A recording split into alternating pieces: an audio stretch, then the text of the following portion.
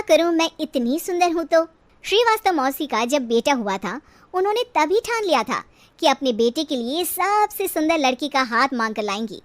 श्रीवास्तव मौसी को भी बचपन से हीरोइन बन के रहने का बड़ा शौक था, तो बहू भी उनको हीरोइन जैसी ही चाहिए थी। एक दिन उन्होंने मिस गाजियाबाद डिम्पल से उसकी शादी करवा दी। यहाँ बस एक ही दिक्कत थी, डिम्पल को फेस मास्क बनाना तो आता था, पर आटा गूंथना नहीं आता था। बातें तो पक्की पक्की करती थी, पर रोटियां कच्ची पक्की बनाती थी। कमला बहन, मानना पड़ेगा, आप शहर की सबसे सुंदर लड़की को ब्याह कर ले आई है अपने बेटे के लिए। अब इसमें हमने तो कुछ नहीं किया भाई साहब, सब ऊपर वाले की कृपा है। जी जी, तो क्या क्या कर लेती है आपकी बहू? सब कुछ। जाओ बेटा डिम्पल, शर्मा जी के लिए थोड़ा नाश्ता पानी बना लाओ। डिम्पल नज़दीक जाकर श्रीवास्तव मौसी के कान में फुसफुसाती है। मम्मी जी, नाश्ता बनाना तो नहीं आता, सिर्फ पानी ले आओ। अरे बेटा, तुझे देखने कितने लोग आए हैं, इन सबको पानी पिलाने का ही इरादा है क्या? सुंदर हूँ इसलिए देखने आए हैं। क्या करूँ, मैं इतनी सुंदर हूँ तो आप ही बताओ ना, क्या करूँ मैं? अरे बेटा, कुछ मत कर, खाना बनाना सीख ले बस। श्रीवास्तव मौसी के लिस्ट में सुंदरता सबसे ऊपर आती थी और उन्हें उसी का फल मिला। उनके बेटे अशोक ने एक दिन माँ से शिकायत की। माँ, कैसी बहू ढूंढ कर लाई हो? मैं शाम को थक हार कर घर लौटता हूँ तो मुझे कहती है, आज पेडिक्योर करना है, करवा दोगे? अरे जबकि दिन भर काम करके पाँव मेरे थके थे। अरे बेटा ठीक है ना, धीरे धीरे सीख जाएगी। अरे क्या सीख जाएगी माँ, उससे कुछ भी नहीं आता। हफ्ते भर का शेड्यूल बना लिया है उसने, पेडिक्योर, हेड मसाज, मुल्तानी मिट्टी का ये वो, अरे पता नहीं क्या क्या। अरे मुझे तो नाम भी नहीं आते। देख बेटा, खाना बनाना, सब्जी काटना, ये सब सीखा जा सकता है, पर सुंदरता नहीं सीखी जा सकती। इतनी सुंदर बहू मिली है, फिर भी तू खुश नहीं है, कैसा बेटा है तू? श्रीवास्तव मौसी का मानना था कि समय रहते बहू सब सीख जाएगी, पर मिस गाजियाबाद से शादी कराने के बाद घर का जो नाम हुआ है वो ज़रूरी है। अरे सबकी बहू खाना बना लेती है, हमारे घर में तो काम वाली दीदी भी है, पर हमारे घर में जितनी सुंदर बहू है ना, उतनी किसी के घर में नहीं। ऐसा श्रीवास्तव मौसी सबको कहती रहती। फिर एक दिन वो हो गया जो नहीं होना चाहिए था, डिम्पल को पिंपल हो गया। डिम्पल घर में छुपी बैठी थी, पर ऐसी खबर छिपती कहाँ है।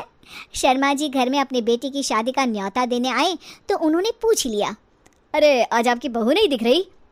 हाँ, वो ना थोड़ा काम में बिजी है, आती ही होगी। और इतने में डिम्पल सही में किसी काम से वहाँ आ जाती है। बस शर्मा जी की नज़र पड़ जाती है डिम्पल के पिंपल पर, जो उन्हें चांद पे दाग जैसा लगता है। पूरे शहर में बात फैल जाती है कि डिम्पल को पिंपल हो गया है। ये दिक्कत काफ़ी गंभीर थी और श्रीवास्तव मौसी को पता था कि अगर ऐसा चलता रहा तो उन्होंने जो हासिल किया था सब मिट्टी में मिल जाएगा।